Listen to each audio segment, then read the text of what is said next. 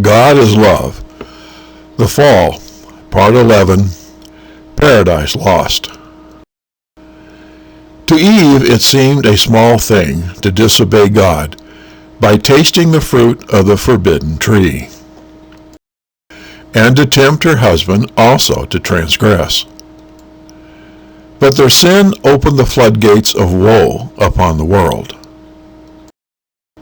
Who can know, in the moment of temptation, the terrible consequences that will result from one wrong step? Many who teach that the law of God is not binding upon man urge that it is impossible for him to obey its precepts. But if this were true, why did Adam suffer the penalty of transgression? The sin of our first parents brought guilt and sorrow upon the world, and had it not been for the goodness and mercy of God, would have plunged the race into hopeless despair. Let none deceive themselves. The wages of sin is death. The law of God can no more be transgressed with impunity now than when sentence was pronounced upon the father of mankind. After their sin, Adam and Eve were no longer to dwell in Eden. They earnestly entreated that they might remain in the home of their innocence and joy.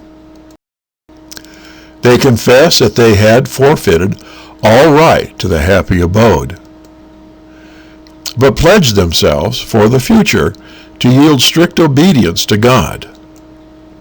But they were told that their nature had become depraved by sin. They had lessened their strength to resist evil, and had opened the way for Satan to gain more ready access to them. In their innocence they had yielded to temptation, and now, in a state of conscious guilt, they would have less power to maintain their integrity. In humility and unutterable sadness, they bade farewell to their beautiful home, and went forth to dwell upon the earth, where rested the curse of sin. The atmosphere, once mild and uniform in temperature, was now subject to marked changes, and the Lord mercifully provided them with a garment of skins as a protection from the extremes of heat and cold. As they witnessed, in drooping flower and falling leaf, the first signs of decay, Adam and his companion mourned more deeply than men now mourn over their dead.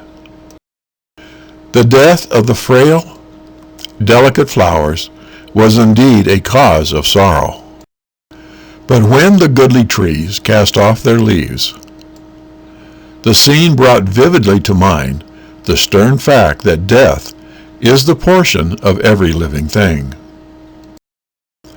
The Garden of Eden remained upon the earth long after man had become an outcast from its pleasant paths.